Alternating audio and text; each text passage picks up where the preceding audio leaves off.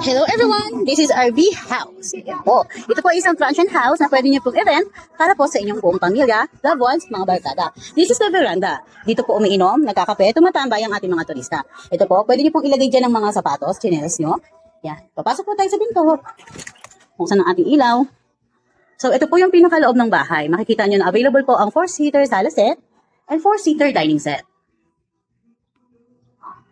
Ito po yung mga kitchenware na pwede nyong gamitin dito sa ating V-House. Available po ang ating rice cooker, kettle, ang ating mga lalagyan o mga pots. Ito po ang ating gasol at ang ating lutuan. Available din po ang ating mga sandok, mga baso, panghugas. Ayan, ang ating mga plato. Available din po. Ito po ang ating mga pangluto.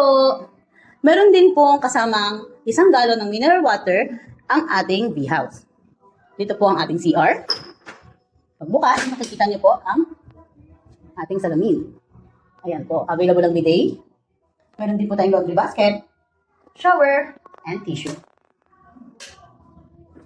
Then, balik naman po tayo sa ating room. Dito po sa sala, ang ginagamit po natin is electric fan dahil okay naman po ang ventilation ng hangin dito sa loob. Ito po ang ating back door. Yan, nakikita niyo po ang ubasan sa likod. Konting lakad lang po, yung banda, ang ating public beach. Dito naman po tayo sa ating mga rooms. This is the master's bedroom. King size bed with pull out. As of now, ang gagamitin po natin dito is air cooler. Ito po. May pull out po siyang kasama. Kasya po dito ang 4 packs to 5 packs po. Ito po. Available po ang ating salamin. Yan. Per hour per kada room, nandito po ang ating air condition. Yan. Kasya po ang 2 tao sa taas, 3 tao dito. Then may extra foam po tayo para sa sahig.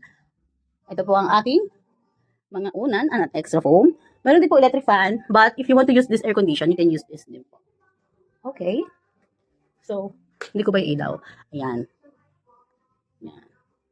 Okay. So, ayun lamang po ating mga kabibis. Maraming salamat po. Pasok tayo.